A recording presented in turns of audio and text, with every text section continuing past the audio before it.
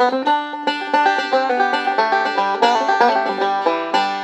Farm Therapy guests will receive a complimentary stay in one of the spectacular cabins at June Farms in Hudson Valley, New York. To book your own stay at June Farms, please visit junefarms.com. You keep your ringer off? You're one of those? Yeah, I'm one of those. Oh my God, I couldn't even imagine doing that. Does your phone ring? Well, I guess, does it buzz all day long? It does frequently. But I also feel like nowadays, we're just getting inundated with the spam. Oh, it's insane. How many? So, I mean, I would say if my phone rings at least 100 times a day. That's not an exaggeration. And I would say out of 100 times, 25 are spam. Right. It's always Spectrum Business. Yeah. It's always some bank. Yeah, there's like, the loans, all the business loans, all of that. Oh, it's crazy. Well, you know what happens? The DMV. You apply for one loan once that's like loans.com because you just need money, and all of a sudden they throw that number out to everybody. I'm putting in my cell phone, I'm putting in all my personal information, and now my phone rings 10 million times a day. All right, well, I'm going to leave my ringer on for shits and Oh giggles. yeah, whatever you want. I mean, I will definitely answer mine. Okay, we ready to start? Yeah. I mean, we'll probably include that, but what do you think of the flavor of that card? I don't know. He drank vodka last time. These chickens just got in my drink. They are goats eat anything. Do you know that? They notoriously will like. Yeah, I remember that from like the Three Billy Goats story when I was a kid. Yeah. Yeah, they don't eat like cans and things down here, but any kind of snack they love. Okay, True, welcome to Farm Therapy. Thank you. Yeah, today's guest is my friend, DJ extraordinaire, DJ Truemaster. Hi. Hi. Your full name is, I embarrassingly did not know your actual full name until last night. Yeah, Truemaster Trimingham is my actual name. That is a wild name. That's your birth name? Yeah. That's crazy. It sounds like out of a children's book. Yeah, so True comes from the Latin root truce, which means agreement, truce. Okay. And master comes from the Latin root maestro, which means teacher. So my name means one who agrees to teach. And you went to school for education. I went to school for education. I was a museum educator. That's crazy. And then I got this DJ gig, and everybody was like, "Oh, Truemaster, that's like the perfect DJ name." And that was never even the origin. Yeah, and Trimingham means sexy, so you've covered both bases. Yes, you found me out. Are you the most popular DJ in upstate New York?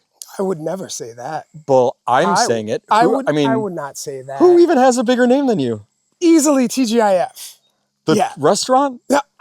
I don't even know who that person. I'm joking. Who is that? No, DJ TGIF? Yeah, he's really. I mean, he. No offense, TGIF. I I don't know who that is. I'm telling you, he represents the capital region in a way that is so. I mean, I wonder if is he a wedding DJ?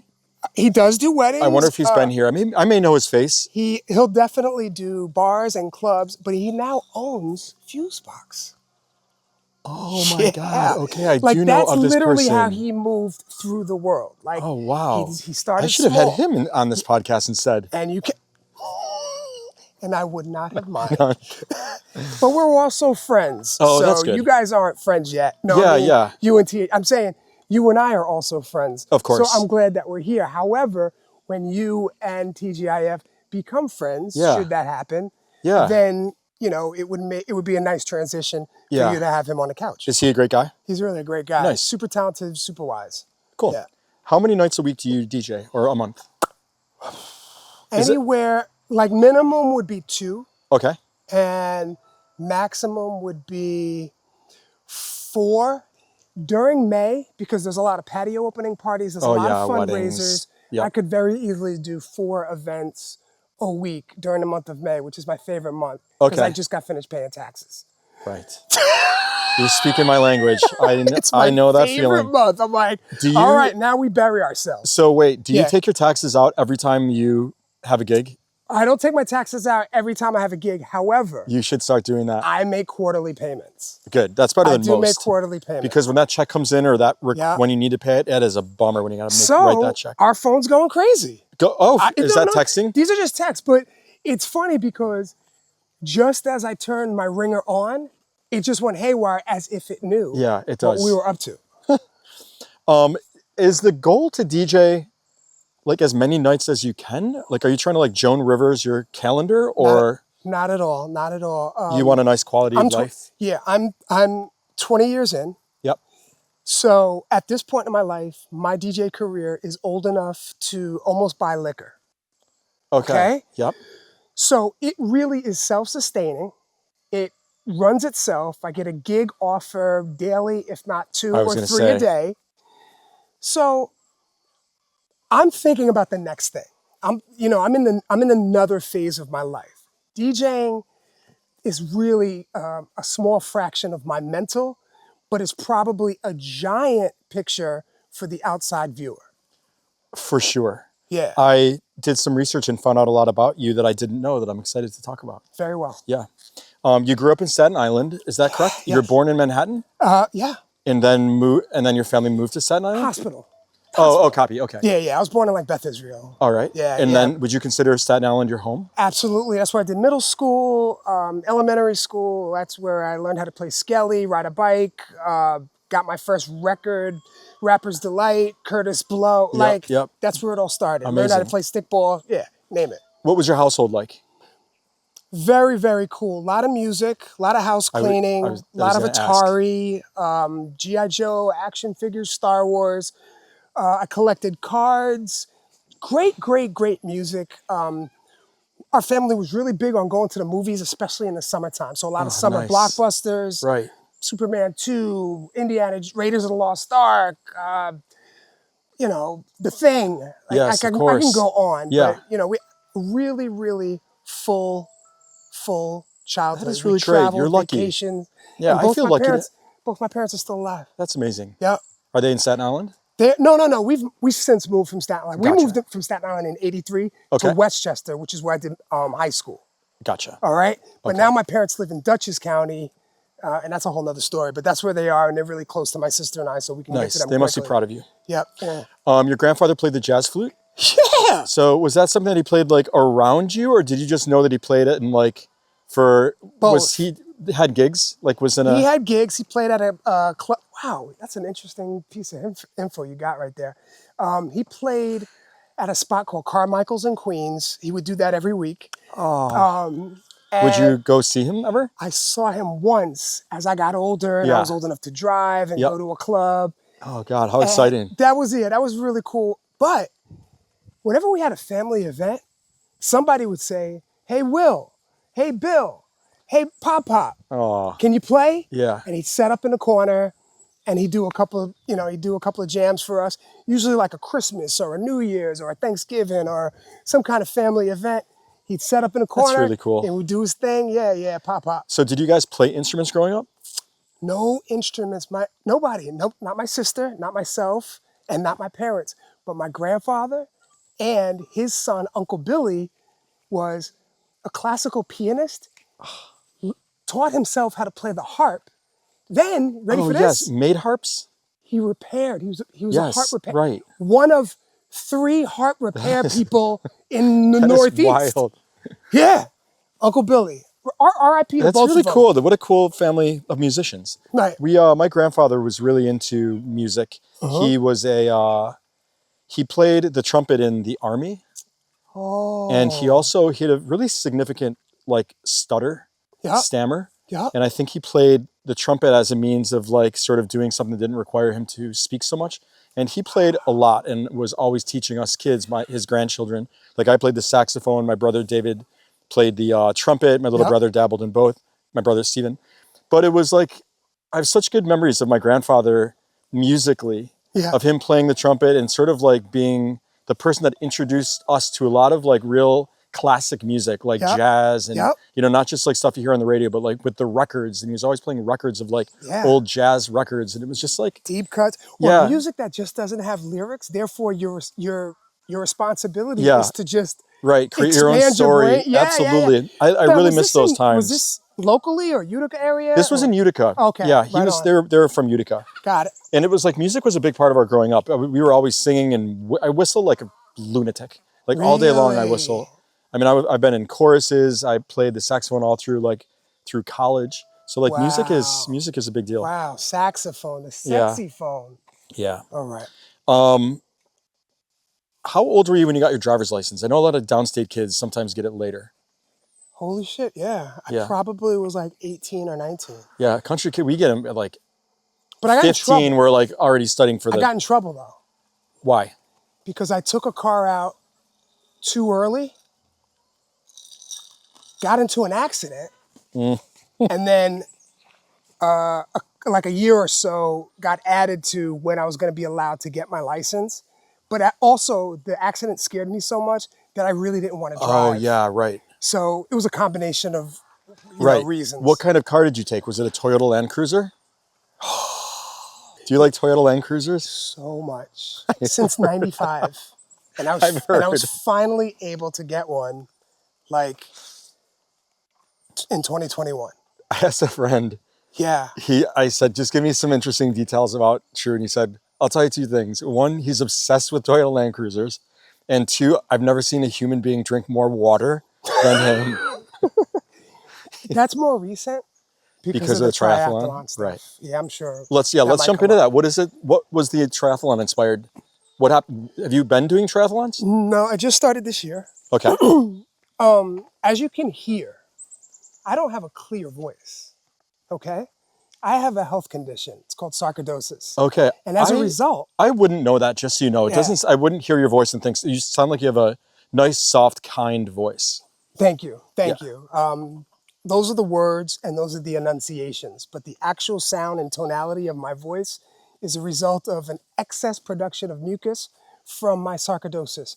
So I drank tea and honey just to make sure that I could get through this entire conversation to make sure that my voice was with us. All right. Okay. The ways to combat my sarcoid is to keep my inflammation diet down, which the whole world should be doing. Right. But which is what? Milk, dairy? You name it. Sugar. Yeah. Cheese. The list goes on. Booze. Okay, right. So keep the inflammation down and keep the exercise, the lung capacity up. Okay. So I started riding a bike. Then I saw a tattoo on my friend's calf muscle last year in March. And I was like, what is that? And he goes, that's the Iron Man. I was like, Iron Man? Isn't that like... And then he basically put his hand around my shoulder. It was like getting bit by a vampire. He was like, come with me.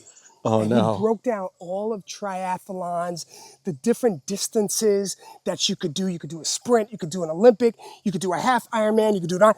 He's done them all. Oh, man. And as he walked me through it all, after 2 hours, I knew in my head that I would like to do a triathlon. A year later, I did one.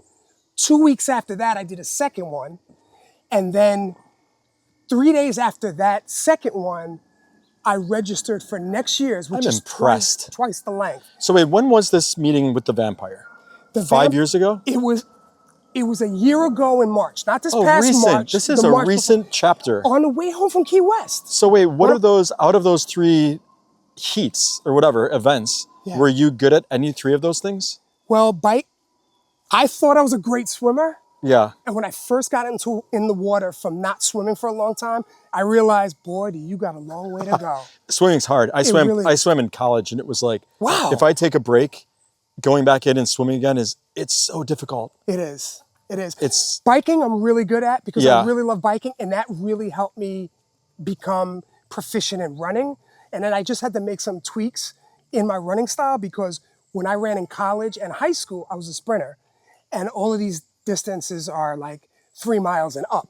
So I had to change my whole run strategy and philosophy. But I'm good with it. Are you enjoying it? It sounds like you are. Are you getting addicted to it and enjoying it? I'm actually enjoying training more than competing because I'm a completer, not a competer.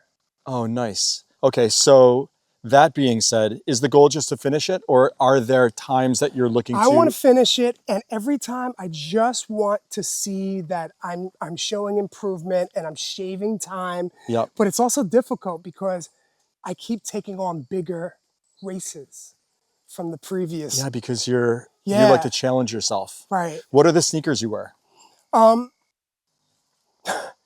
I didn't know. I know nothing about it. Yeah. I didn't know what shoe to get. Yeah. But when EMS... Saucony? Is that what people love? Saucony. Oh, Saucony. Saucony or Saucony, depending on who you are. When EMS was closing at Stuyvesant Plaza... Yes. I walked in, I walked out with a bicycle and a pair of Brooks. Okay? They were like $200 sneakers for like 75 bucks. That, and then with some inserts, became my running shoe. Nice. And then I got a second pair. So now I have two exactly the same pair, same insert. And that's what I run and train in. Are you wearing Speedos or are you wearing a full suit? It's called a tri-suit. Oh. So a tri-suit means that you can swim in it, you can bike in it, oh, okay. you can I did run not know in it. that. Yeah. So okay, what color? So mine is, I have two, they're called kits. Okay. So one of my kits is blue up here, legs are black, and the back is black. And then the second kit is all black because black makes us look slimmer. Yeah, and it's faster. You go faster. And it's faster. You studied history at SUNY Albany, and then you got a master's in education at the College of St. Rose. May it rest in peace. R.I.P. And then you went to SUNY Albany undergrad. for undergrad. Correct. Oh, sorry, St. Rose was your master's program. Master's program in education. So I got a bachelor's of science in education. Yep. In undergrad, I got a master's of science in education at St. Rose. But in undergrad, I got a bachelor's in world history, and a minor in Africana studies. Gotcha. He had worked at Amazon where the TV show was. By the way, that's coming out November 17th. Which one? The Amazon show. Here. I know you've been asking me about that. Yes. Jiminy Crickets. It's real? It's real. It's happening. Did I make the cut? You are definitely in it. Holy fuck. Yeah. I'll tell my mom. Yeah. Okay. Sick. Yes. Okay, so how did you get the job at the museum? Everything in life has come to me. In a way that you attract things, or you make them happen, or you manifest? I swear, since I was a kid, I never pursued a thing. But I was always open to all things. So in this particular case, I'm in my first year of my master's program, because I actually started my master's program at SUNY Albany, but then I left. But while I was there, I was with a colleague, and we were studying, and she was like, hey, there's this positioning working with kids opening up at the New York State Museum. You should go check it out. You'd be perfect, because you're great with kids. So I went down, filled out the app. Then I got the interview, and what was cool about it was the director of the program and two of the kids who I'd be working with were interviewing me. A week later, they were like, oh, they loved you. We want you on board. So I was there for 2 years in that capacity. And then just as I was leaving, Dan Bridges. Wait, Dan, I think you probably know. Well, my buddy Jimmy Van, who took over Bombers, he worked at the museum for a while. And I could have sworn his boss's name was Dan. I'm telling you, Dan Bridges, he was like, hey, True, you've been here for 2 years. You know the museum. There's a position opening up in the education department. You should apply. I applied, state gig, got it. While this was happening, I was finishing my master's program. Finished my master's program maybe a year after doing that position. They go, hey, there's a senior educator positioning opening because the senior educator's retiring. I applied for it, I got it. And then I did that for the rest of my stint at the museum, which ended up being 16 years. Okay. Did you like it? I loved it until I realized why it was time for me to go. Yeah. Why? Because the teacher who I became was the teacher that I needed when I was a kid. And once I figured out that... Wait. Yep. Say that again? The teacher? The teacher that I became as a museum educator, working with children... Was the teacher you needed as a kid, which sounds like a good teacher. Yep. Once I realized that I had become the person who I needed as a child, it was time for me to go. It was an epiphany moment. Oh, it was like check? Yep. Oh, interesting. And I didn't look for that again. Yeah. And then that parlayed you into music? During those last couple of years, working I was dabbling in, Gotcha. I was at Justin's. Right. Which might come up, I don't know. Yes. Was Tess there when you were working at Justin's? Nope. That was after? There was, what's his name? Not John DeJean. John DeJean. Oh my God, wow. It's okay. It's all right. But it was great. I ultimately had 3 nights, Thursday, Friday, Saturday. And then the weddings began. And then I started to phase out of bars and clubs and directed my focus on weddings. And then I really was able to leave the museum. And I also, at that time, I had a part-time job at the airline, which allowed me to see the entire world. Oh my God. I went through 2 passports. That's wild. Yeah. So you are an entrepreneur. You're a hustler. You like to work. You like, I mean. It's like, at least it's about current, you know, and if the current hits me, then I go with it. Like, I don't think entrepreneurially, but I know that I'm a creative. Like, I'm always coming up with ideas. And I feel like you're the same way.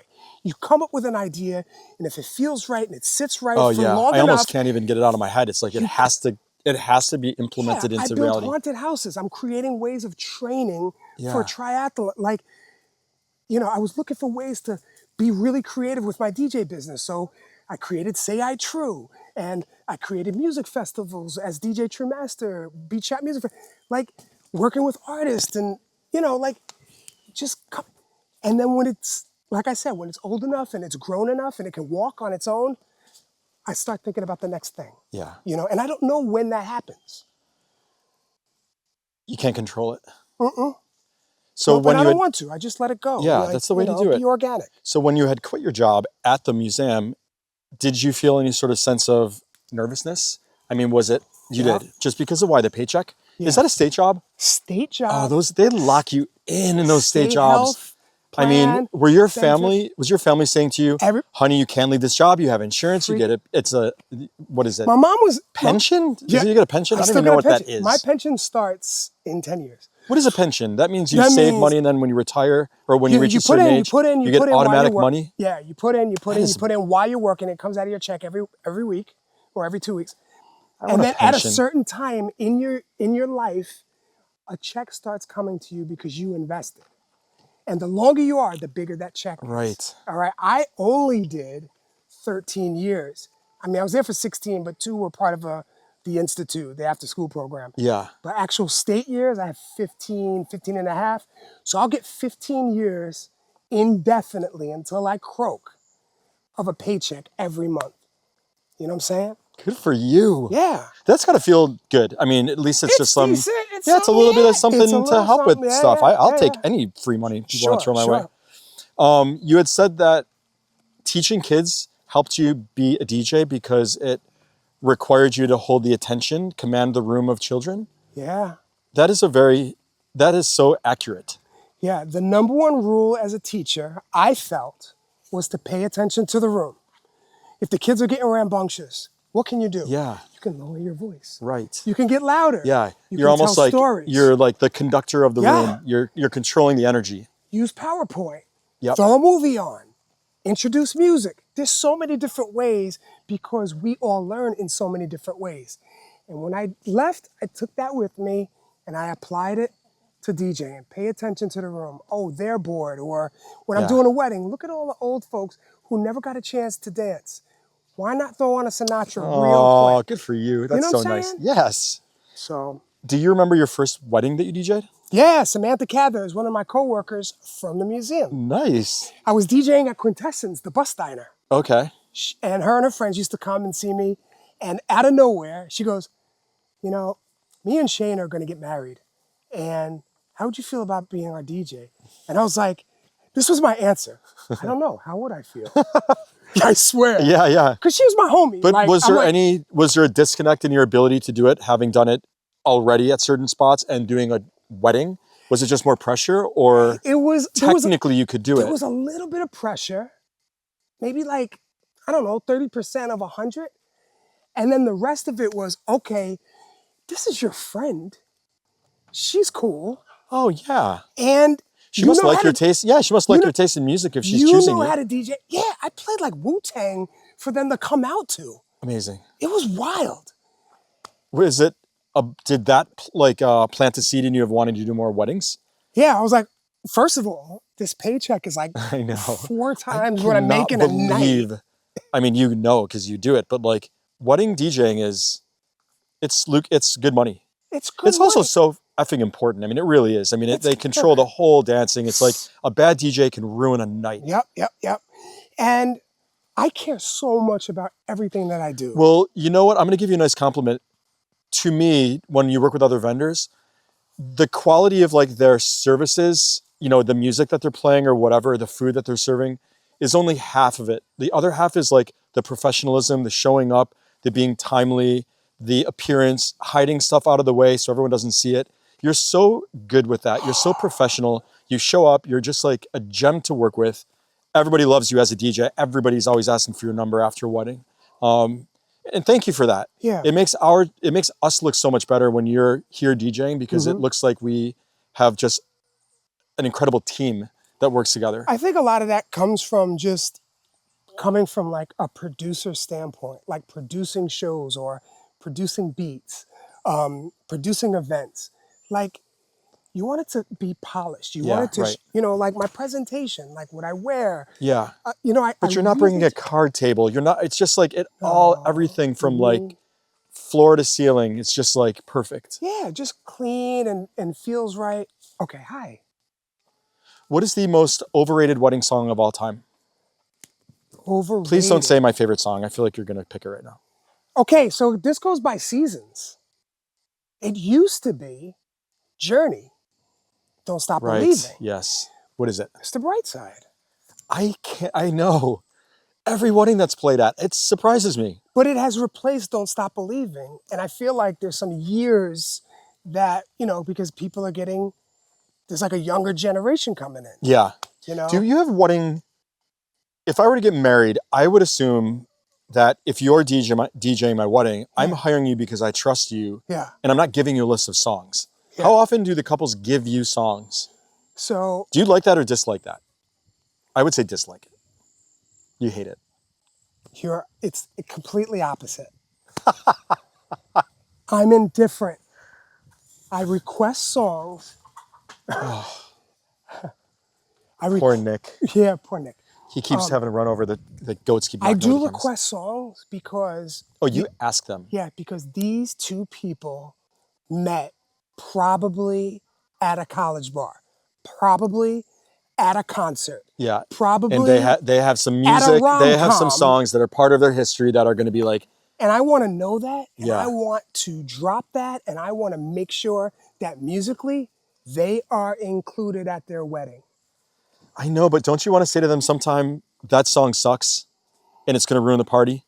It's like, don't you have a responsibility to keep it? Well, once they give me the list, they're just letting me go. They are? How many times at weddings are people coming up requesting songs versus when you're at a bar? The best ever was the woman who walked up to me and asked me if I could play I Want to Dance with Somebody by Whitney Houston. That's not weird. It was already playing.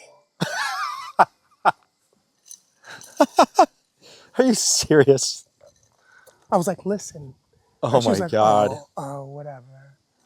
That song is nonstop. It's everywhere. Yeah. It feels like it keeps getting more and more popular. Is that possible? It's possible. Yeah. What advice would you give to wedding couples when picking their own wedding songs? I would say don't make it about you, make it about everybody else there. If they're going to pick some dud that they want on a date and listen to, and it's just going to bring everybody down, like, that is irresponsible. That is where you and I differ. You and I are completely opposite in that thinking. And that's okay. Yeah. Yeah, because I really, really... you want to make them happy. I'm not getting married. This is their day. Yeah. You know what I'm saying? Like, okay. I want to really, really make sure that they're taken care of. Okay, well, you're kind. You're a kinder person than I am. Do you remember a time when you bombed as a DJ? Absolutely. Describe it.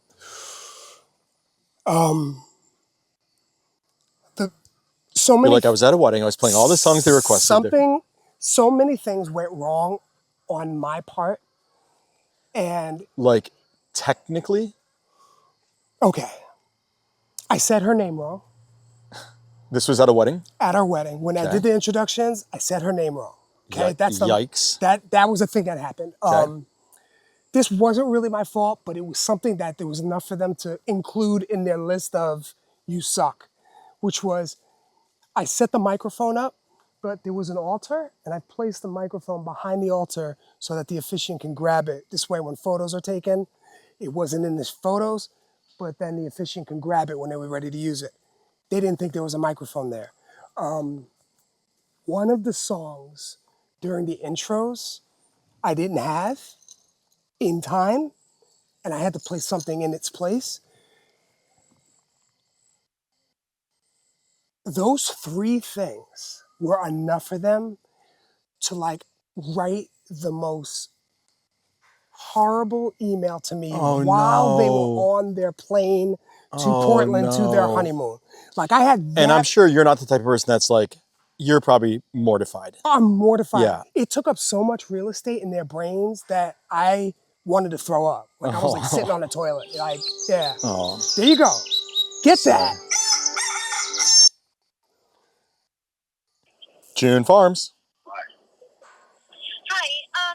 What kind of food do you serve, like when the dueling pianos are going on? We have a food truck called The Coop, and it is like primarily American sandwiches, salads, finger foods. Delicious. Barbecue. Okay, so there's nothing like inside the pony barn while the dueling pianos are going on, just drinks in there? No, but the food truck's right there. It's right outside. It's where it's almost equidistant to where the food normally comes out of, which is our snack bar. Okay.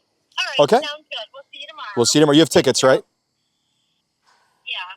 Great. We'll see you tomorrow. Yep. Bye. Great. See you. Questions about the menu is something I get asked all day long. People I would never call up a place and ask about a menu. You know never. What? You know why? Why? Because you don't serve food regularly. I know. Therefore, I understand why. You don't have to like it. I don't like it. Yeah. It makes me want to serve food regularly just so I don't have to keep answering because the same then your questions. website will be like, oh, this is what's going to be at the pony with the piano. And I'd have to mark it very clearly what's gluten-free and what's vegan. Are you vegan, vegetarian? I'm a pescatarian. Yeah. And I don't eat shellfish. I kind of keep like a kosher diet. Gotcha. Yeah. Do you make your playlist ahead of time, or do you sort of go by I never, ever make a playlist. I will dump a bunch of songs in to create a mood, a feeling, an energy. Okay. But there's no, you go next, and you go next, and you follow this, and you... All of that happens in the moment because, like I said in the beginning, I'm a creative. Yep. I used to DJ at Noche. Did you ever go to Noche when that was open? Yeah. So I would do Saturday nights. I was not a DJ per se, but it was just like basically a playlist. And I forget the program that I had, but it would basically, mold it, melt it into the next song, and it could kind of like match the beats. Transition. It was fun. Yeah. It is you get such a high from it. Like seeing people dance to a song is so... Let me tell you something about me and you. For many years, I would go to your spaces, I would listen to the music, and I would always say to myself, the music is nice. You were still a little bit more involved in those spaces, be it English Pub or Bombers. Like back originally. Yeah, like OG. And I remember DJing a Albany Center Gallery gala, and you showed up, and I dropped a couple of tracks, and I saw you like dancing and shaking your head, and I was so happy. Aww. And then it happened another time at Nina's. Because you're a hard sell. I love your music.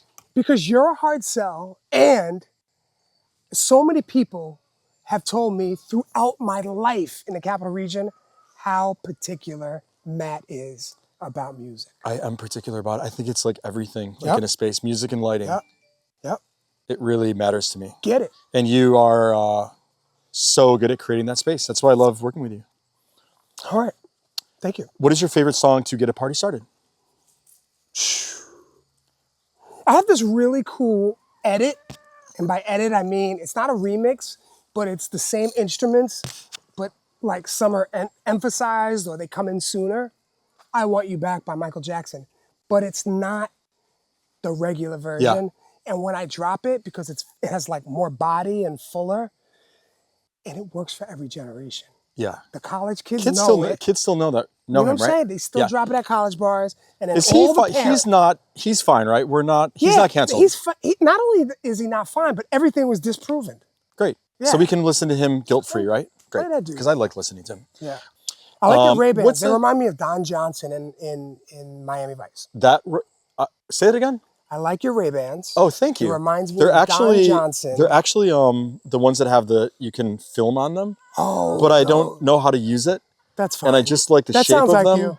And they don't make this shape in normal sunglasses. How dumb is that? I love that though. I love that. That's why you So got now them, I just though. wear these as regular Like, sunglasses. yeah, like F the tech. Yeah. Like, I just want this shape. Yeah. I'm a fan. Well, sometimes when it was working, if I was on vacation, like listening to music by a beach, that's nice. What's your go-to song to wrap things up?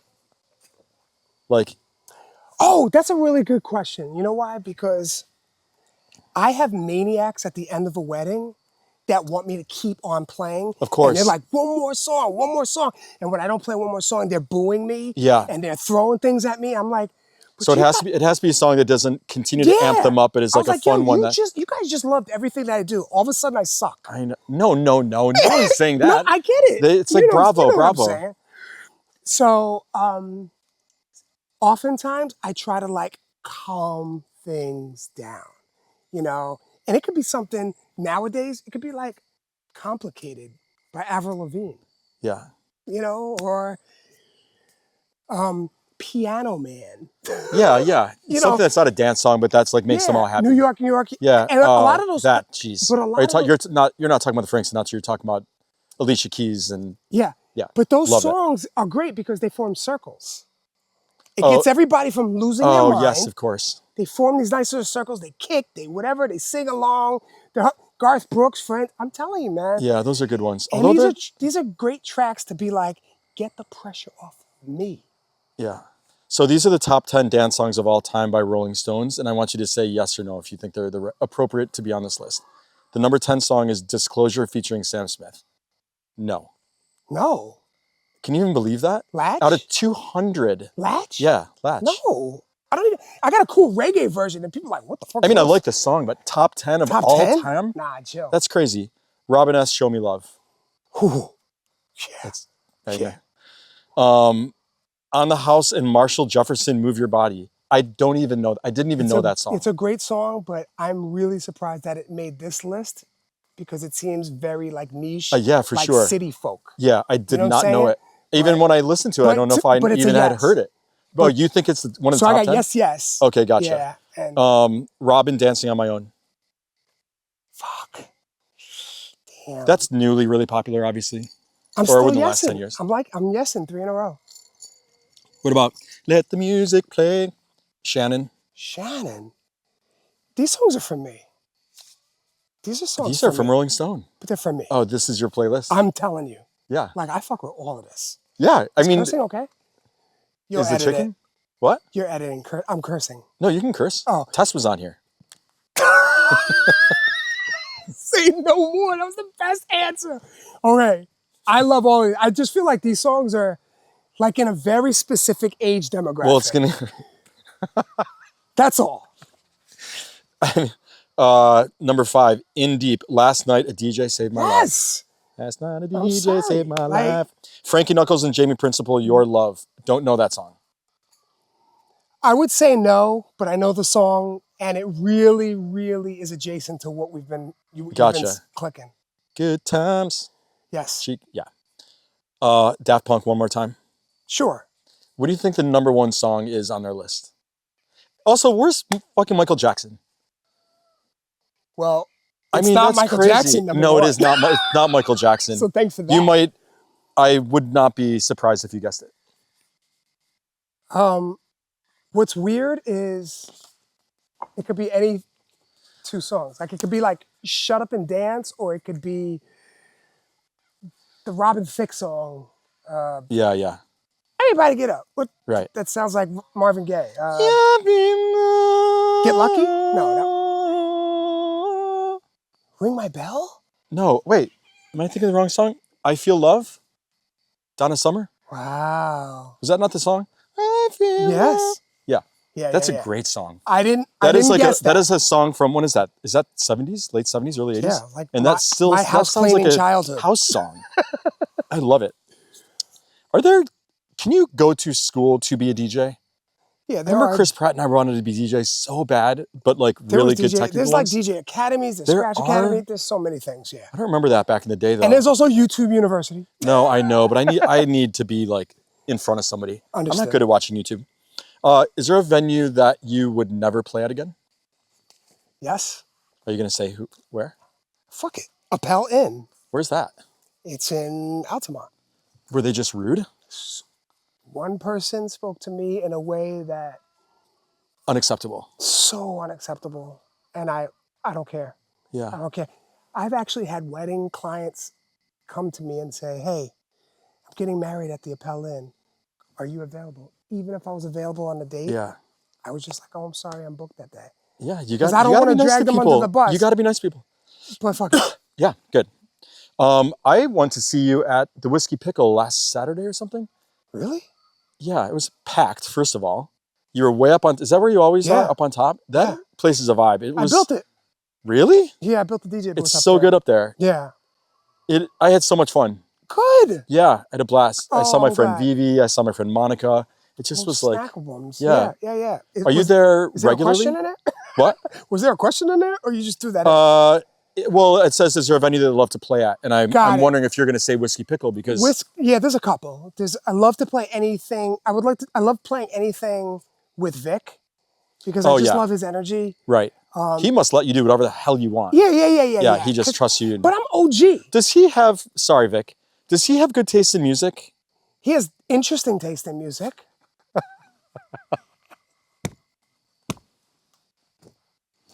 I really mean it. He'll send me shit and I'll be like, what is this? No one on the planet Earth likes or knows what this is. Yeah. But there's still something about it that I'm like... He's got the passion. Yeah, and there's still art in it. You know what I'm saying? Yeah. But he does love, because of his parents or whatever, he does love all like the dope, like new wave jams from like the 80s. Gotcha. You know, all the Talking Heads and The Cure and, you know...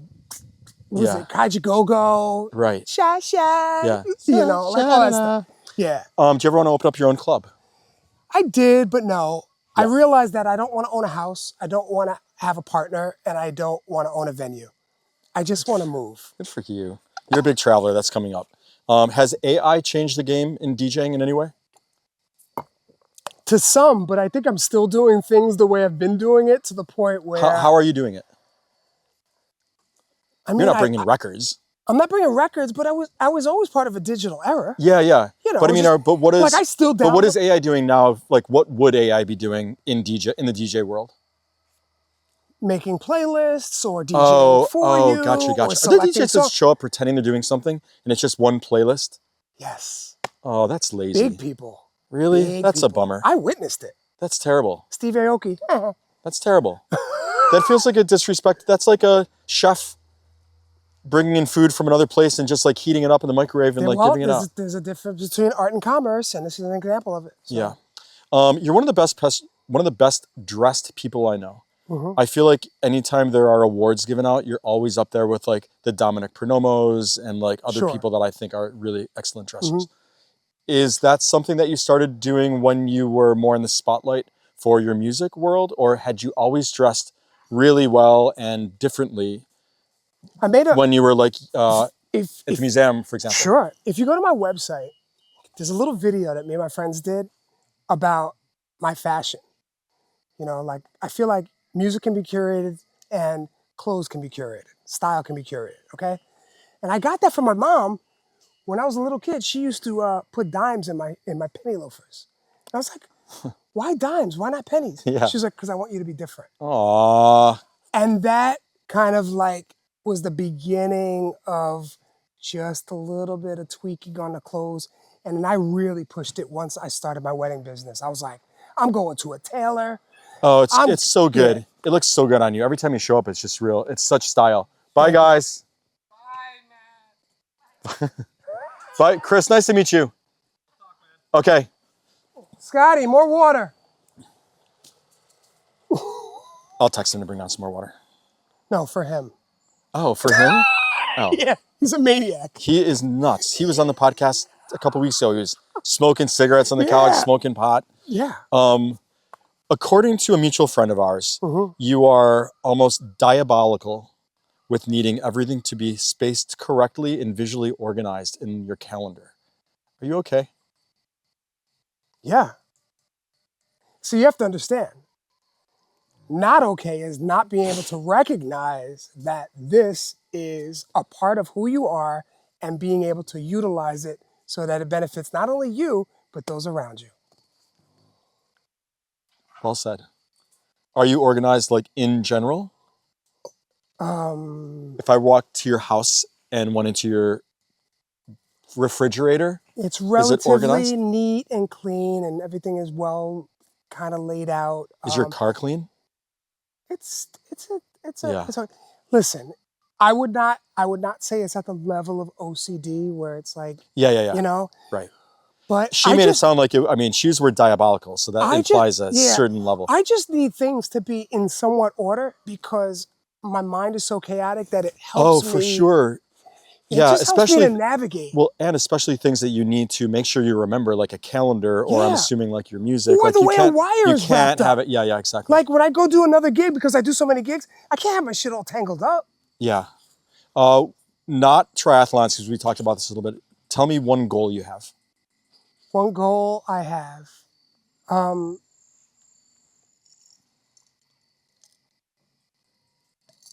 For my family to stay healthy. Ooh, that's nice. Yeah. Are they healthy? They can be. Yeah. My sister and I are, and we push health. Like dietary-wise? Tactfully. Dietary-wise, exercise-wise, just like a... Yeah. Mentally, like, yeah. Thinking better, trying to not use the phone so much, or, all of that stuff is connected. Yeah. You love traveling. I do. You really do love it? I really do. Yeah. Mm-hmm. Well, that's a question coming up. What are the last few places you visited? Like, give us a little, 3 places you just went to. Weren't you just in New Orleans?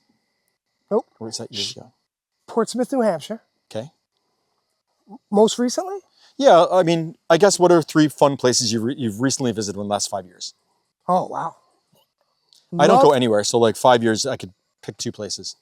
Loved last year, just this past March, excuse me, I did a tour. And while I was there, we had downtime in Paris for 3 days and 2 days in Manchester. And believe it or not, I really loved Manchester because there was a canal that ran through the city. And I just walked along it. Oh, that sounds nice. I don't know anything about Manchester. And what was sick about it was that there was a point where the canal was so high up that there was a road below it and cars were going. What? I was like, that's cool. This is sick. I feel like Manchester needs better advertising. You don't ever hear anything nice about Manchester. Some people's backyard, you see this road? Yeah. That's the canal. This is somebody's house. This is their backyard. And they would just sit out there and just watch the canal. That sounds so nice. And it's a little one, not like the Erie Canal. Yeah. It's like the size of this road. Oh my God, crazy. I was like, what? That sounds beautiful. Yeah. And people jogging along. I'm like. What's Paris like? Yo, Paris was great. Paris was great because I got to go to Hemingway's neighborhood, where he was chilling and writing and, But it was the first time that I just walked Paris. We're talking 15 to 20 miles a day. I never did that before. Wow. So I was up in the Are you just listening to music or are you just... No, I was with friends and then I was by myself. We got separated because they wanted to do this other thing or go to this cathedral. And I was like, well, I'll do this. And we'll GPS each other. Yo, make sure you got a battery on your phone if you're walking Paris. Why? Because a GPS and texting and talking sucks up everything and before you know it. What's a dream place to visit that's on your list? Dream place.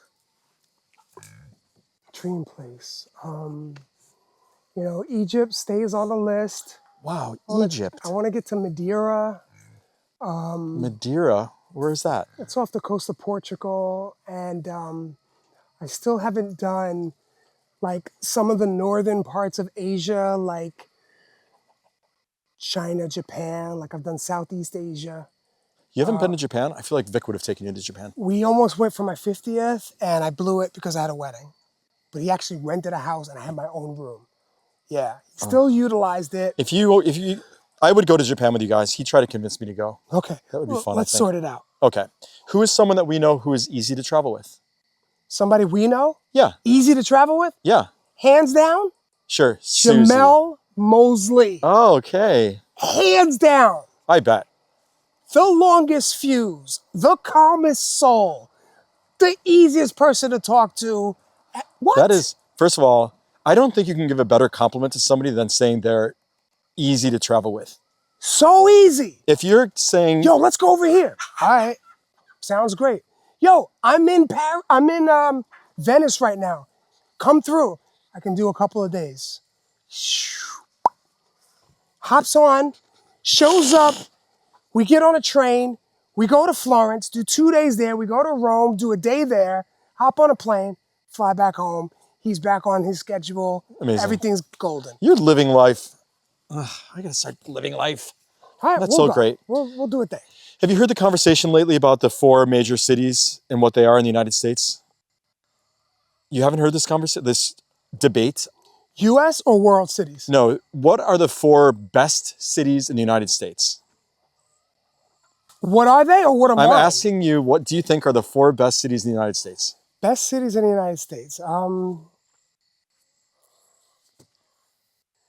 Just knock out the first 3. That's not even arguable. So like Miami, New York, Chicago, and Los Angeles. Those are my 4. Right? Miami's not often on, Chicago, New York, LA are on everybody's list for the most part. I don't agree with those. Oh, you don't agree with them? Oh, no. What would you put on there? I would put Charleston. I do love Charleston, but that's like a boutique city. Okay. No, did you not? You agree with that? Yeah. Yeah. Yeah. It's beautiful.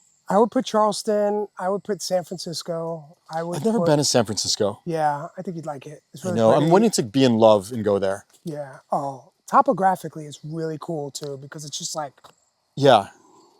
And then there's like a bay, and then this bridge. It's just like what? And then like redwood trees are like right up the street. Like what? Yeah. Yeah. But do you like Miami? I really. I had such a good night out with you guys that time. That was such a fun, unexpected. Yeah, and I'm appreciating Miami like in this different phase in my life because I'm older. Because I used to go to Miami like all the time when I was younger, but it was just different, like South Beach. Oh, of course. No, you could have an adult, incredible, wild, fun, sophisticated experience in Miami. Yeah, now I'm looking at art on the walls, and I'm having boutique drinks and yada yada yada. Love it. How often do you go back to New York City? Huh? How often do you go back to New York City? It's different. Like I grew up there. Yeah, right. You know? You love roller coasters. What? Do you not? Day. Yeah. What? That's my shit. What is a amusement park that you would recommend someone who wants to go on a great roller coaster to visit? Cedar Point, Sandusky, Ohio, which I just came back from 2 weeks ago. And to ride a roller coaster there? Yeah. Oh my God. But I was thoroughly impressed over the past 5 years because I was doing like almost like a theme park or 2 a year. Oh, that's so cool. Whoa. Dollywood. They have a good one? So good. Dolly Parton took over a place called Silver Dollar City. She put all her own money into it. Was Silver Dollar City a town or an amusement park? It was like an old school like amusement park that had like a Western motif, right? Yeah, gotcha. Saloons. Which is spot on for her. Yeah, right. That's not a She goes in, she takes a whole bunch of money, she just buys coasters, she improves pathways, she does great gardening and all of that stuff. This park is so great, and the reason why it's so great, the same reason why I feel San Francisco is great, is because the amusement park is kind of like on a mountain. So they had to put like a whole bunch of roller coasters on like hills. Oh, wow. So if you like look, you could only see like maybe one roller coaster at a time. But then you walk around like a hill or a mountain, then there's 2 or whatever. But you can't like see everything. So it's almost like you're in a amusement park where there's just like these hidden gems that continuously reveal themselves as you move. Cool. Nice. So you recommend that? Yeah. Tell me a secret. Tell you a secret? Yeah. A secret? I haven't asked anybody this question. I am terrified of reading in public. I heard you. I have to think about that. Yeah. Are you also terrified of speaking in public? No. So you'd rather speak in public without the reading? If I could speak freely, I'm fine. But Why? if I have to read something in front of people... What, is that a thing? I've never heard. It started in my childhood. It goes back to. Do you know what? Do you remember what had happened that started that? I had I've been working through it, but I've had real major. I mean, this is like we're having a conversation here, Yeah. And it's super like, to me, it's on the surface because these are things that I talk about frequently. Yeah. But when I saw what I was signing up for, I saw the word therapy, and therapy to me is like digging. Of course, talking about stuff. Like really going into the trauma. Yeah. All right. Were you made fun of it for something? Okay. Reading was a form of punishment when I was a child. So when I used to get in trouble or whatever, I was told to go upstairs and read.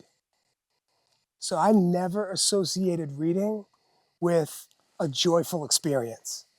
And it wasn't until much later in my life that I came to that revelation why I didn't enjoy reading, that I started to pursue reading.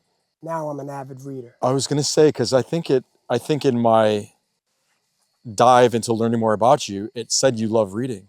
Now I do. Now you love it. Okay. That's only like But was that connected 2 years. from a therapist, or did you always Therapy know that it... and conversing and having conversations, and even having the conversations with my parents about this experience. And once I unpacked it, because once I realized that this was a thing, I was angry. Yeah. I was like, fuck, damn, shit, But what is it about the reading it in public that is the connection to the punishment? Well, now it's reading the words and having this extra pressure of other people observing it. Oh, right. You know? And so until I get more comfortable with just practice and thinking about all of what I've been through, because I've went an entire life building businesses, going through passports, making millions and making very little, not being an avid reader. And once I was able to come to the realization that, oh, you didn't need this because you didn't love reading, you found other ways to inform yourself. I've been times where I've read books that I loved, but I have a very, very difficult time focusing on a book or reading in general at this point. Even emails, it's like it doesn't compute, it doesn't stick in my brain. I don't have the attention, I just don't. But I don't care anymore. It's like, I used to beat myself up or feel embarrassed about not being a big reader or not liking traveling. It's just like, this is who I am. What am I going to do about it? It's like me or don't. But do you feel like you put in the work with reading to get to a place where you now enjoy it? Yeah. Yeah. Yeah. And you know how I started? Oh, sorry. Actually, this isn't. Get it? It's my buddy. I can call So spam a lot. Oh, this is how oh my God, I love this. I wasn't, when I realized that, let's just go to triathlon for a real quick second. I was fine with swimming. I'd make some adjustments and bam, I got to it. Biking, no problem. The first time I ran, training for a triathlon, I pulled my groin and I was out for 2 weeks. What I realized was that I was trying to run like a sprinter when I needed to run like a distance runner. So I started to make some adjustments, even watched a documentary and some videos, and I changed my running stride, and it made me much more comfortable in running, okay? I don't think I even realized this, but I applied a very similar principle to reading. When I first started reading, I started to download the book on audio and have the physical book. So it was like the book was being read to me, but I followed along. That's nice. You know what I'm saying? I've never heard of that. And I would love that. And that... Wait, is the audiobook the exact... Yeah, you got to make sure. Oh my God, it feels like that would take forever to read audio, for someone to record an audio. Matt, I'm telling you, man, I went through last year, when I was in Key West last year, 7 books. Doing it that way. Listening and reading along. And if I really like something, I'm highlighting. Yeah. I'm writing little notes, pausing, writing little notes. And I'm retaining it. Yeah. But I'm also You know, I'm even trying to like say the words. Like I'm really trying to like. Yeah. put And you're it all not checking together. your phone constantly while you're reading. Oh no! You know what? I put my phone on Do Not I think Disturb that's while my I'm problem. reading. No, I put it on Do Not Disturb. Yeah. And I just let the audiobook speak. That's nice. You're very healthy. Do you think that? Do you know that? I It I seems like like that. you are. I like to hear that. Yeah. Not something that I may have identified, but I like to Well, hear you're it. intelligent. I mean, but And other than that, I'll take you're that. using your intelligence to improve yourself. Correct. You I know, want to you're go drinking up. water, you're exercising, Yeah. you're challenging yourself. Yeah. I mean, you're kind. I mean, it just seems like you're very well-rounded in health. I really, I heard something from a friend of mine not too long ago. He goes, our lives are like glider planes. Like when a plane with an engine takes a glider plane, it takes it up into the sky. And the pilot's responsibility is to take the glider to a point where there's not too much turbulence, but there's not enough wind where it can glide for the rest. Wow, that's a good one. The rest of its day, right? We can do that with ourselves. That's a good one. We can get ourselves to a point so that the latter part of our lives is a nice, slow, gradual imagine down. that. Okay? I'm like constantly going off a waterfall in a barrel. Right. It's like the idea of being on a raft floating peacefully down a stream sounds like just not possible. I hear you. And all I can say is I just shared something with you that might be a combination of a barrel and a glider. That's all. Right. Choices. You make me want to improve my life. I think you do pretty well. And I really do admire so many things that you've done. And I've said that to you. I love the idea that an idea pops into your head and like nobody puts as much water, sun, and fertilizer on an acorn as much as you do. Because you think of something and it grows not only well, but rapidly. You know what I mean? And I think about like the rise of the United States, and people talk about like, you know, if something rises too quickly, it can fall really fast. But you still do it with like care and you're strategic about it so that there's some sustainability. You know what I mean? And when it doesn't work, you close it up, you take what you learned from it, and you apply it to this next venture, and you're even more graceful and more strategic and getting the right people. Like I've watched. Thank you. That's really nice to hear you say that. Yeah. Yep. Thank you, True. That's what I've seen. Okay. Thank you. What's next for you? When is the next triathlon? The next triathlon is Labor Day weekend next year. But what's next for me is I'm probably going to get some Chinese food from here. You know what I'm saying? Yes. Because it's really important to be in the moment. Good. You're really inspiring. Cool. So are you. Yeah. Yeah. One good turn deserves another. Thank you. Thanks for doing this with me. You got it. I love you, buddy. Thank you for having me. I love you too. Yeah. How do we wrap this up? How are we ending the show? I'm going to wrap it up with this. Yeah. Okay. What is your favorite thing to eat? My mom's spaghetti, without a doubt. Okay. She makes spaghetti and meatballs, and it's just like, it's comforting. It's delicious. She's Italian, so the food is like just always top notch. I like that. I remember, it's just like, you know, they say, what's your last meal? It's definitely that. That's what's I just love it.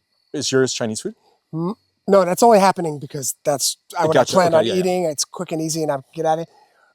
My favorite thing to have is my father's cream of wheat.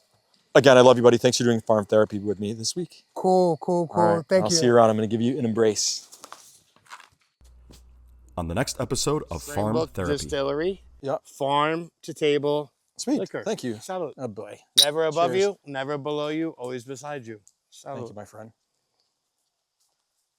Right on. That is good. That is delicious, right?